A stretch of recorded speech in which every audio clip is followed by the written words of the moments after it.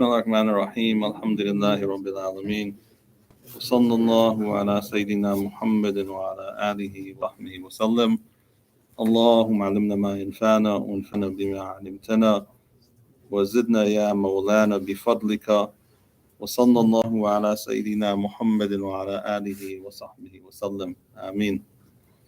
So inshallah today what we'll do is because Ramadan is coming, it's on our doorstep, just about a week away, inshallah ta'ala.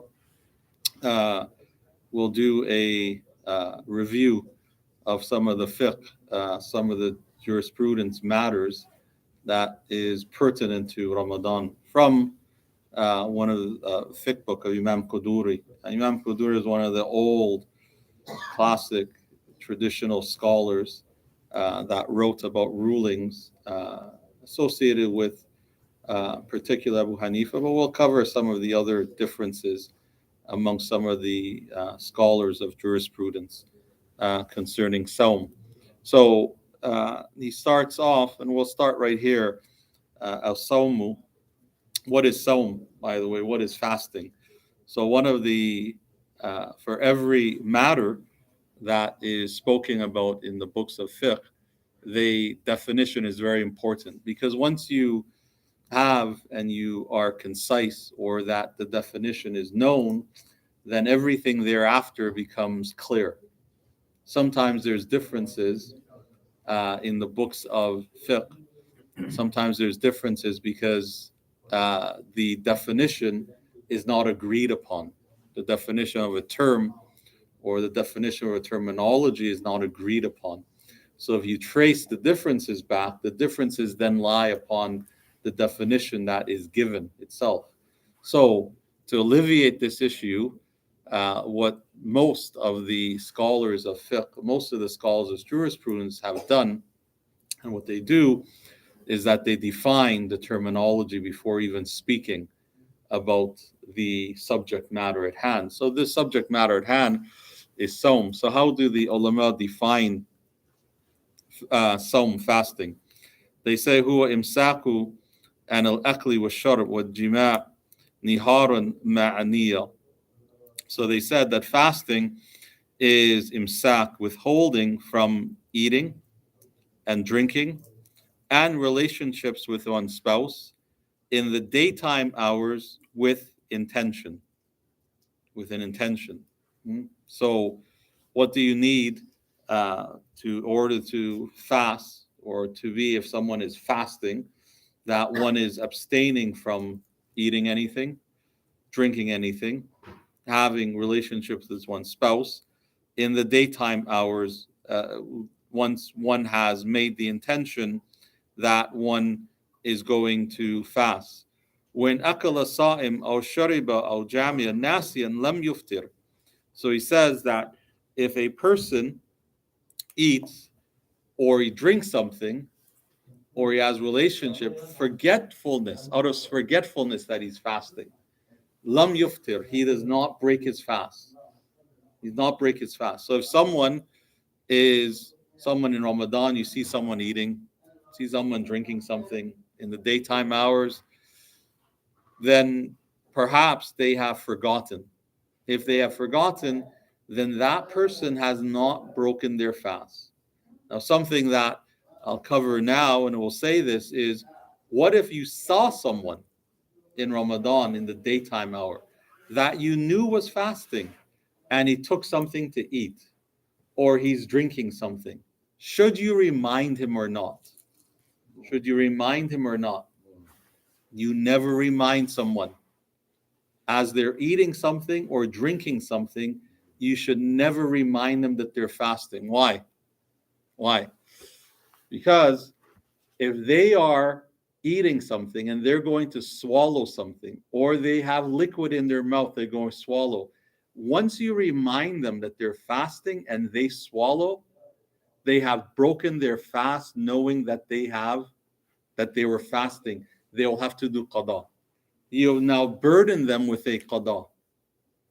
You placed a burden on them with a qada. Rather, you don't say anything. You don't say anything. You leave them be. because you could be responsible for them breaking their fast. You could be responsible for them breaking their fast. So if you see someone in the daytime hours during Ramadan that is eating or drinking and they're Muslims, then you just don't say anything. You don't say anything. If they've forgotten, then it's not, they have not broken their fast. Now, imsak, we'll talk about what the ulama talk about here. Imsak and al-aqli wa sharb. That fasting is holding back and restraining from eating and drinking, meaning eating and drinking anything that reaches the jawf. The jawf is the stomach. That's what it is. It's the stomach. Eating and drinking anything that will reach the stomach. This is what is impermissible. Now, it's not that the definition prevents anything from entering the body, though. It's anything entering the jawf, the cavity, the body cavity, the stomach, anything entering the body. That's what is fasting. Anything that enters during the heat nihar, during the daytime hours, to the stomach. Now, what happens if someone, and sometimes it's asked, what happens if you take a needle? What happens if you take a needle in the arm? Like when COVID is still with us, but when it was in the head of the matter, when we had COVID and people were taking vaccination, does it break one's fast if you take a needle? No, it doesn't. Why?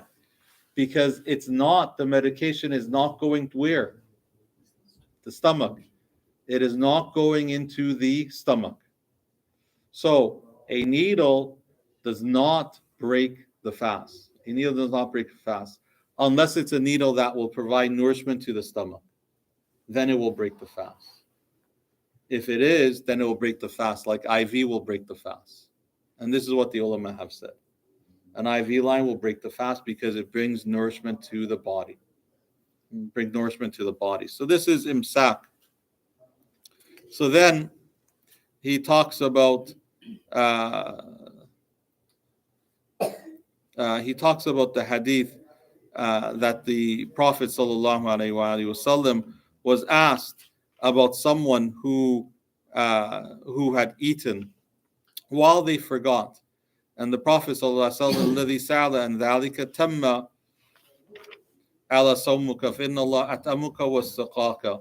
So the Prophet ﷺ was asked concerning someone who had eaten forgetfulness in or drank something that was forgetful.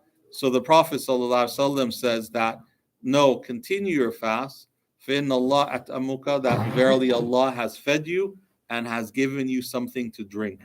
Allah subhanahu wa ta'ala has fed the person, and Allah subhanahu wa ta'ala has given them something to drink. At'amuka Allahu wa saqaka atamma sammuka. The Prophet ﷺ said that it's Allah who has fed you and has given you something to drink. Atammu sammuka, and the Prophet ﷺ said, and complete your fast. And this is in Ibn Habban. And Daraqutni also quotes the same hadith as what is here. So then he goes on and he talks about the things that does not break the fast that people asked about. So he says, وَلَا بَأْسْ بِقِبْلَةٍ or قِبْلَةٍ إِذَا آمِنْ عَنْ نَفْسِهِ وَإِنْ لَمْ يَأْمِنْ. So getting, if you're married, you have a mother, having someone that kisses you does not break your fast. It does not break your fast if someone kisses you. Like your spouse, they kiss you in the morning before you go to work, or so on. It does not break one's fast. Vomiting does not break one fast, as he says. Vomiting does not break one fast, unless one causes one's vomit and it's a mouthful. Unless one causes oneself to vomit. If one causes oneself to vomit and it is a mouthful, this will break one's fast. And there's a difference of opinion on this particular matter here. But here, it will break one's fast. And then he says that if one have relationships with one's spouse, then it breaks one's fast, or one eats or drink in order to have replenishment, one's break one's fast, or if one takes a medication that enters into the body cavity, that breaks one's fast, and one has to do qada for that particular matter. And then he talks about the if one is sick. So what does one do if one is sick or one is traveling? So the verse of Allah subhanahu wa ta'ala that everyone has to fast except the one who is traveling or the one who is sick, marad or safiran, the one who is traveling or the one who is sick. Now, the one who is traveling, if one is traveling, then one does not have to intend to fast for that day. Now, in order to rectify between the difference of opinion between the madhahib, between the scholars of the schools, if one wants to travel and not fast, there is a position that one leaves the city limits before the entrance of Fajr. And it's a safer position. That if one wants to travel and not fast, that one leaves one's city limits before the entrance of Fajr. Why? Because if fasting, when does fasting begin? In Ramadan, when Fajr enters. Fajr enters. Whether you intend it or not, you are responsible to fast because it is a fard. It is a fard upon you to fast. When Fajr enters on the day of Ramadan, you have to fast. You have to fast. Whether you intend or not, you have to fast. As long as you are baligh, you are mature, above age, and you don't have anything that prevents you from fasting, like illness, you have to fast. So if you're muqim, if you're in the place of residence, you're not traveled yet, you're in a place of residence, and Fajr comes in, what do you have to do? Fast. Then you intend to go travel. What's safer to do then? What's safer to do is to leave the city limits before Fajr enters. That's what's safer to do. And this is what is talked about here, that it's safer to do is to, if you're intending to travel and not fast, then it's safer to leave the city limits before setting out to travel later in that day or to set out to fast for that day. It's safer to do so. Now, does one have to fast while traveling? You don't have to, because that's the expiation Allah subhanahu wa ta'ala gives. It's the rukhsa that Allah subhanahu wa ta'ala gives in the Quran. Can one fast if one is traveling? One can. One can definitely fast while one is traveling. Now, he says in the ayah also, Allah subhanahu wa ta'ala mentions marad, if one is murid, if one is sick, one does not have to fast. Now, saying that if one is murid, what does it mean one is sick? Where's the line that is drawn when one is sick and one is not obligated to fast?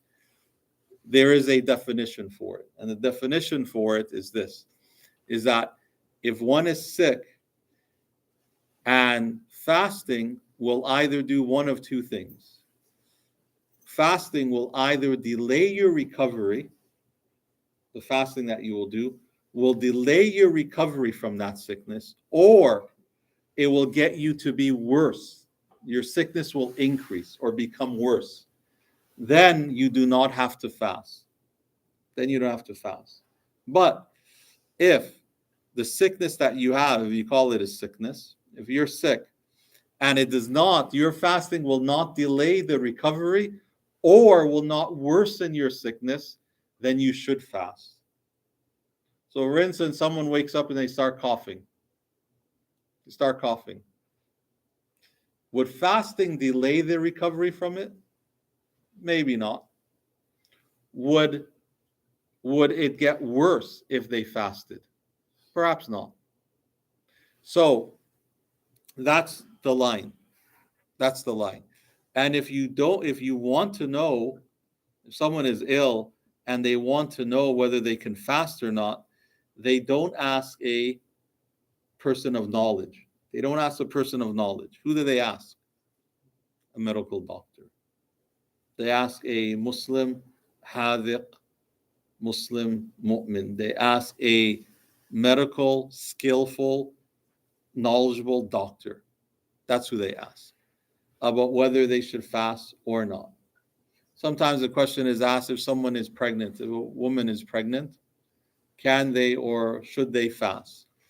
Same thing applies. Same thing applies. If a medical doctor, Muslim, hadiq, skillful doctor says that fasting will harm the child or harm the woman, then she's not obligated to fast. She makes it up after. It's not obligated to fast. But that's the call of the medical personnel, the medical doctor. That's the call from them. So this is concerning the verse about whether one is obligated to fast or not. So من كان مريدا في رمضان تخاف إن صام ازداد مرضه أفطر وقضى. Right. So he says here, as we discussed, if one is sick in Ramadan and you fear that if you fast, it would increase your sickness. It will increase your sickness. You'll get worse, right? Then you do not fast and you do qada. You do qada. وإن كان مسافر لا يضر بالصوم فصوم أفضل. So if you're traveling and by fasting, if you fast, it does not harm you in any bit when you're traveling. If you're traveling and fasting does not harm you, then it's better for you to fast. When aftar wa qada jas. Now, if you don't and you do not fast, then this is also permissible and you do qada for it.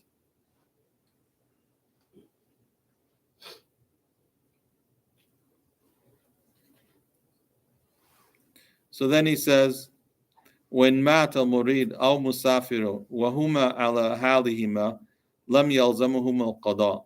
So he says if the person who is sick or traveling passes away while fasting, they do not their inheritors does not have to pay the qada, meaning they don't have to give the fidya for them because they passed away in the case of if they're sick or they passed away while they were traveling, because it was not yelzim, it was not a fard upon them at that point to fast because they were sick or they were traveling. So if they pass away in whatever state they pass away in, there's no qada for them, meaning that their inheritors will not have to pay fidya for them at all. And so then he says, he talks about the fidya that one has to pay. That if one is going to not fast, so he says here that if one is going to not fast or one breaks one fast, one has to do qada, one has to pay fidya, and the fidya is yotam li kulli yawmin miskin, and that you pay for every day that you missed with qada, and then you pay for a meal for a miskin, someone who is poor. That you pay to feed them for one day, which is nafs of sa' min al-bur, or sa' min al-tamr, or sa' min al-sha'ir. Sa' is a category of weight, so it's a kilo of bur, of rice, or a kilo of barley, or tamar, or a kilo of dates, or sha'ir, so that one would have to pay for that. Now, if one is sick If one is sick. I was asked this question today. If one is sick or one is too old to fast, does one have to pay for the 30 days of fasting, or does one has to do qada? If one is sick, one just makes up the fast when one gets better. If one is terminally sick, or there's a chronic illness, if there's a chronic illness that prevents someone from fasting, and that illness that they have lasts a long time, even after Ramadan, in which the person will not be able to do qada because the sickness is chronic, the sickness is continuous, then one pays the fidya for the days that one is missing, the 30 days. One pays fidya for the 30 days, right? And is equivalent to what? Is equivalent, some have equivalent to $15 a day for 30 days. Pay $15 each day for 30 days. And that absolves the person who has a chronic illness. Now, if someone is ill, and they hope that they'll get better, then they don't have to pay this. They just have to do qada. They just have to do qada. They just do qada. They do not have to pay the fidya for it. So then he says concerning when you break your fast. ومن تسحر وهو يظن أن فجر لم يطلع أو أفطر وهو يرى أن الشمس قد غربت ثم تبين أن الفجر كان قد طلع أو أن الشمس لم يطلع قضى ذلك اليوم. So he says ولا كفار عليه كفارة. So he says, let's say someone is going to eat the morning meal. Suhoor is a sunnah. Suhoor is a sunnah. And the Prophet ﷺ says that there is barakah in the suhoor. Barakah ma suhoor kama call, that there's blessings in the suhoor.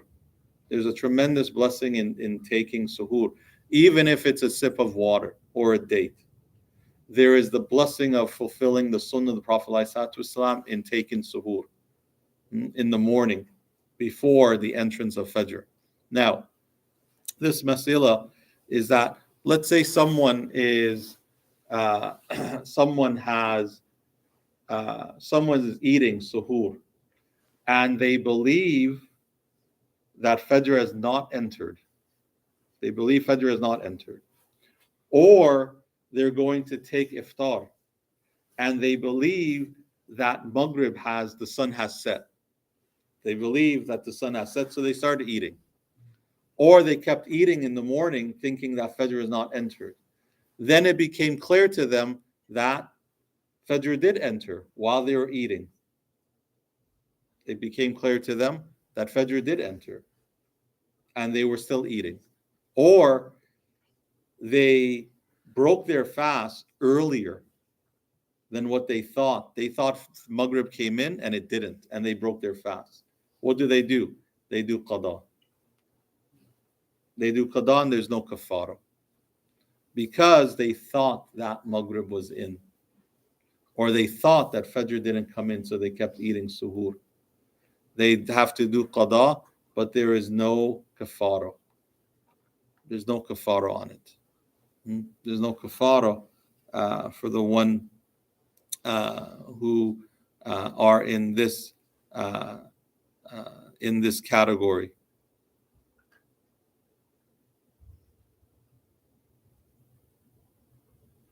So then he talks about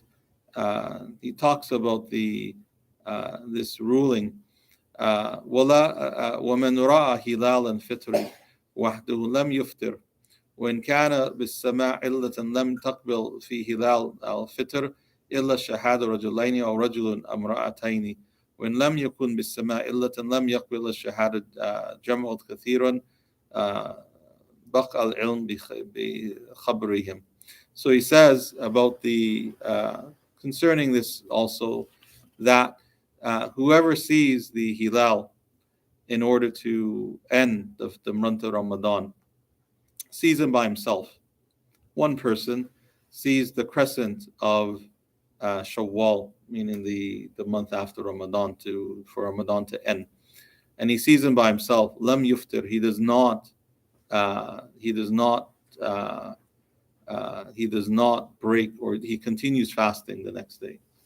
وإن كان بالسماء إلة لم تقبل في هلال فطر إلا شهادة رجلين, and if in the sky is in كان في السماء إلا, that there's a prevention of something in the sky, that the hilal of fitri for Shawwal, the crescent of Shawwal, does not take effect except with the witnessing of two men or a man and two women.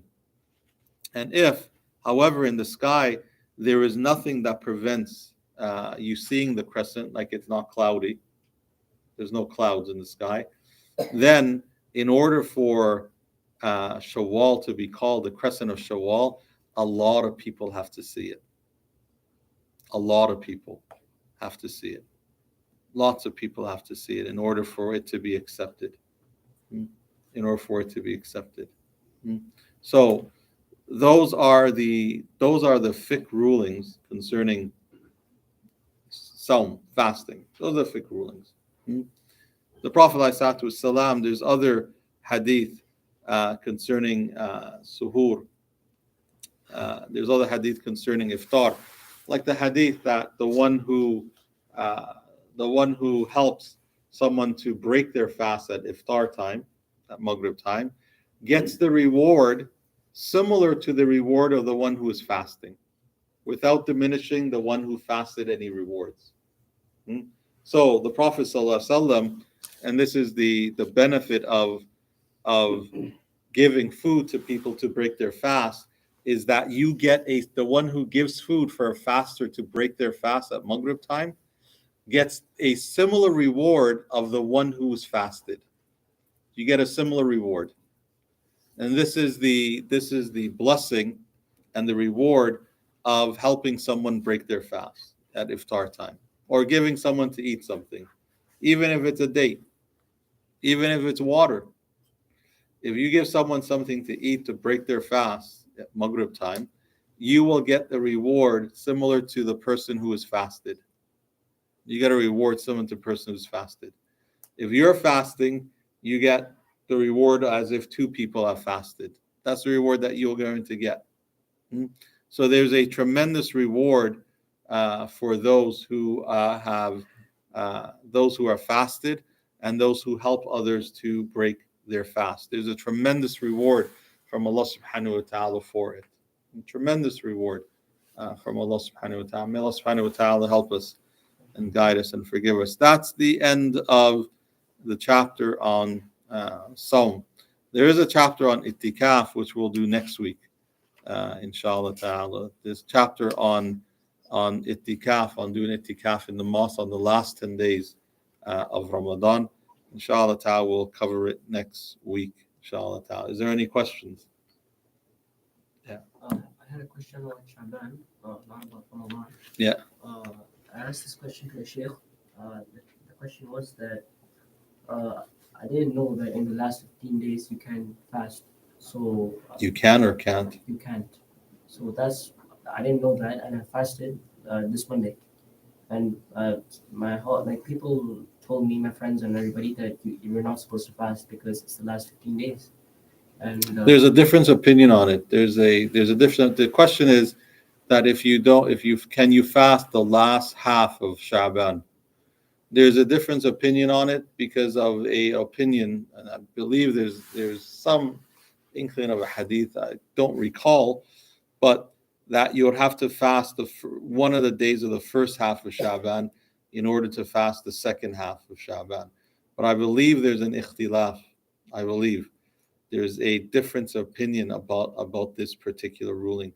So if one is fasting continually on Mondays and Thursday, then it is allowed once one has that continuation in mind for it. Yes. One is fasting the sunnah of Mondays and Thursdays. Good question. Any other question? Yes. Kafara. Kafara means that one would have to pay because one has not only broken the fast, but one maybe has broken it intentionally. So there's a kafara, there's an expiation that has to be paid to the poor or to the needy. That's what it means, kafara, expiation. Sheikh, about the fasting, right? And then, other than Monday and Tuesday, so is there any slikeness? Because there's also another hadith, right, that says Prophet ﷺ fasted more. He fasted more in the month. He fasted. There's a hadith that Aisha radiallahu anha narrates that the Prophet ﷺ fasted the whole of Sha'ban, and he never fasted any other month, the whole month, outside of Ramadan, than Sha'ban. There's that hadith. That Sha'ban was a month in which the Prophet ﷺ fasted the entire month in preparation for the blessed month of Ramadan. No,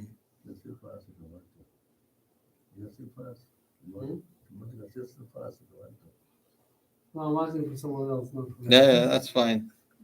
Fast the sunnah fast of Mondays and Thursdays. Sheikh, what is the Ramadan is the fasting is for kids? What age? The question is, what is the age that Ramadan is obligated for children to fast? Is the age of puberty. When they reach puberty, they have to fast. It becomes obligatory upon them, just like prayer. Prayer and fasting becomes obligatory upon children when they reach the age of puberty. But they can fast before that. They can try it in order to feel, in order to train them in how that they should be fasting. When they get to the age of puberty, it becomes easier for them because they have been trained to fast. Well, yeah. Yeah. Welcome, salam. Just I wanted to ask about children or people that have asthma. Like if they take a proper inhaler during their fast, is that allowed? Yeah, so medication that if it's given through the mouth, if the medication enters the jawf, enters the body cavity, the stomach, it does break the fast. So an inhaler for asthma, Ventolin, will break the fast because it does enter into the body cavity. It enters into the back of the throat, which then goes down. So if they're fasting and they need it, finally, for example, with asthma, They would do qada because it's a necessity. They would do qada. So I forgot to mention this, that if one has to break one's fast, one got sick, and one cannot continue the fast, break one's fast, and one has to do qada for it. If one breaks one fast, amdan for whatever reason, then one has to have imsak for the rest of the day, even though one's fast has been broken. You still have to go the rest of the day as best as you can without eating or drinking. One still has to have imsak, but one has to do qada for it. Has to do qada for it. And Yeah. when we talk about the doctor that has to be Muslim doctor educated, that has to be Muslim or In our books, it says a Muslim doctor because they'll understand the circumstance and they're reliable and trustworthy, and hadiq, who is skillful, because they are guarded by their because they're guarded by, this is what our books say, right? Our book says that they should be because they understand the ruling of and the seriousness of fasting, right? So if one needs an opinion about whether to fast or not, and due to sickness or illnesses, one goes to a medical doctor that understands the seriousness and the farida of fasting. That's why it's written like this. Like if your family doctor and they have the history, they know the file and things.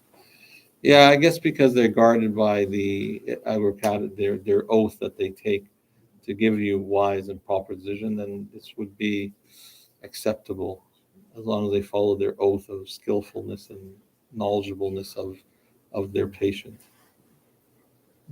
Yeah. Ask a question. Yeah. You have two buddies fasting and arguing. What should What should you do? The question is, if two-person is, what should one not do while fasting? Jidal is not something that is praiseworthy to do. The Prophet do not. There's no jidal, there's no argumentation while one is fasting. There's no swearing, cursing while one is fasting. None of this stuff happens while one is fasting. What happens if someone gets into an argument while fasting? Their fast is still correct. The rewards of the fast departs from them, though. The rewards of the fast leaves them, but they will continue with their fast. They'll continue with their fast.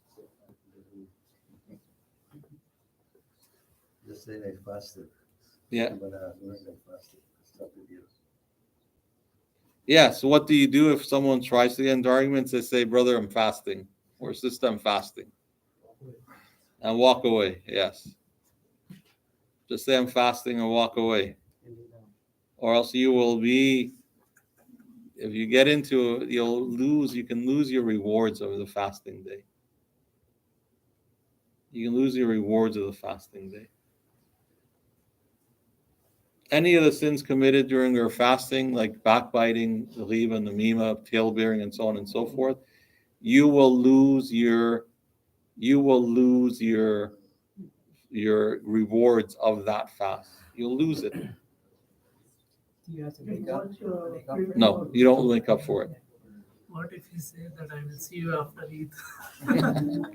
You will lose your reward for planning something bad while you're fasting. Yes, Brother Sadiq. Yeah, while Sahar meal, if the Adhan goes, then can we complete the meal or we have to stop immediately? Yes, there is a hadith on it to complete, right? But our books and what one should do is time that one should complete suhoor before the entrance of Fajr. So, for instance, in our timetable, what we say, I hope we said it, that you should stop 10 minutes prior to Fajr time, the posted Fajr time. Aim to stop 10 minutes before Fajr enters. So But that if you get up little late, then we have more time. if you get up a little bit late and you have no time, then drink very fast before Fajr enters. Stay hungry. Drink very fast. A different opinion on this, Masa, but drink very fast before the entrance of Fajr. And you can eat in the fast before you have to eat in the fast if you want to. Well, I recommend everyone eats suhoor. You're making time fast. It is a sunnah. Suhoor is a sunnah. Yeah. Question about itikaf. If you don't get space for some reason, and you can't stay in the masjid for 10 days, and can you stay at home in the last 3 days? And about the thing, if you're in itikaf at home, if you're allowed, can you go out of your room and stuff? No, men are not allowed. You don't get the reward. Men do not get the reward of itikaf at home. Women do. Women get the reward of itikaf. They go into a room and they seclude themselves for the 10 days. And they'll get the reward of the itikaf. Men, they have to do it in a mosque. Itikaf will cover it next week, inshallah.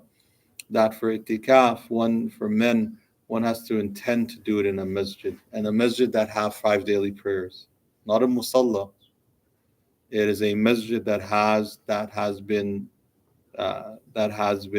intentionally made as a mosque, and it has 5 daily prayers in it. And you wanna sit on itikaf in Jamiatul Ansar, how much how much do you have to book it before Ramadan? The itikaf spots were filled up 2 months ago. If you wanna So in that case, like how you can Tell me now for next year. you have a low limit. Hmm?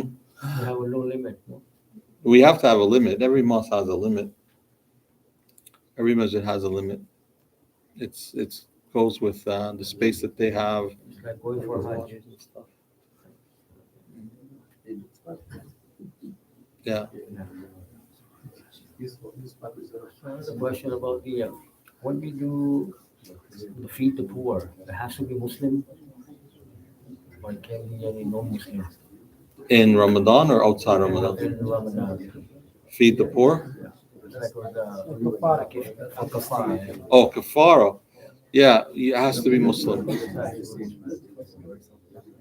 Kafara is given to poor, needy Muslims. And All even these zakat. also zakat, Zakat too. zakat, Zakat has to go to Muslims. Sadaqah can be given to non-Muslims. Zakat has to be given to Muslims only. Even Qurbani meat also I heard like on Some opinions, yeah. Yeah. Any other questions? Getting restless. He's asking about if you can you brush your teeth after suhoor. With or without tooth, you can brush your teeth. It is slightly disliked to brush your teeth after iftar, after fajr, with something that has a scent in it. Anything that goes into your mouth after you start fasting that has a scent in it, it is disliked. It doesn't break the fast, but it's disliked. this one.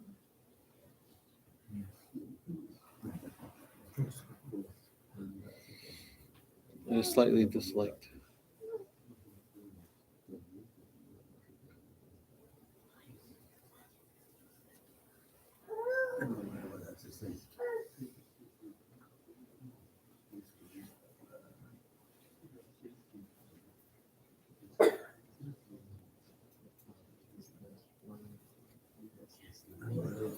Any other questions? Another question. Okay. Jazakallah khairan to everyone who attended here and online.